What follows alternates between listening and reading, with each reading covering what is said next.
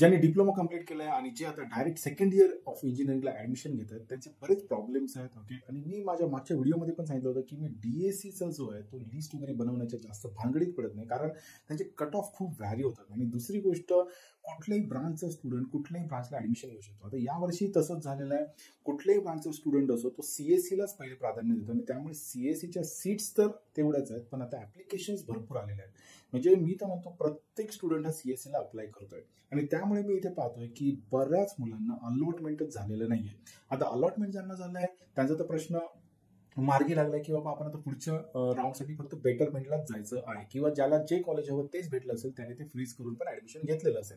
पण ज्यांना अलॉटमेंटच झालं नाहीये तर त्यांच्यासमोर आता खूप मोठा प्रश्न आहे. काही काही जणांनी अगदी 150 ऑप्शन्स पण दिलेले आहेत, तरी पण त्यांना अलॉटमेंट झालेलं नाहीये. मग आता इथे काय करायचं हा एक मोठा प्रश्न त्यांच्यासमोर उभा आहे. आणि त्यासाठी माझ्याकडे फक्त दोनच सोल्युशन दिसत आहेत. आणि पहिली गोष्ट, याच्यामुळे आधी तुम्ही घाबरून जाऊ नका आणि कुठल्याही गोष्टीला बळी पडू नका. म्हणजे जर कोणी कन्सल्टन्सी असेल किंवा कोणी काउन्सिलर असेल की जे सांगतील की आम्ही तुम्हाला ऍडमिशन वगैरे करून देतो, तर त्या फंदात तुम्ही बिलकुल पण पडू नका. आता इथे एक चांगले मार्ग काय असू शकतात, तर पहिली गोष्ट, तुम्ही अजून ऑप्शन्स एक्सप्लोर करा. जसे की म्हणजे तुम्ही फक्त एका स्पेसिफिक एरियाबद्दल बोलत असाल तर तो सोडून अजून पुढचे ऑप्शन्स पण तुम्ही एक्सप्लोर करा. जास्तीत जास्त ऑप्शन्स फिलअप करा.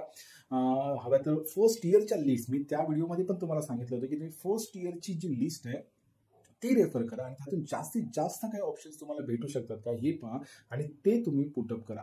आता हे झाले सीएस आणि सीएस रिलेटेड ऑप्शन्स. त्याच्यामध्ये जरी नाही म्हटलं तरी जवळपास 200 ते 200 ऑप्शन्स तुम्हाला भेटू शकतात फक्त पुण्यासाठी. ओके, मुंबई म्हणाल तर अजून ते वाढून जातात.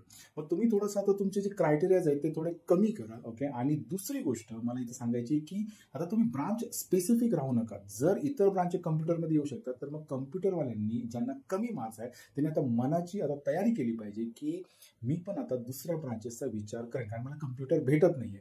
तर मग तुम्ही ईएनटीसी ब्रांच बघू शकता, इलेक्ट्रिकल बघू शकता, त्यानंतर मेकॅनिकल पण बघू शकता. ओके, हे बघा मी पहिल्यापासून सांगतो कोणतीही ब्रांच ही म्हणजे स्कोप नसलेली ब्रांच नाहीये.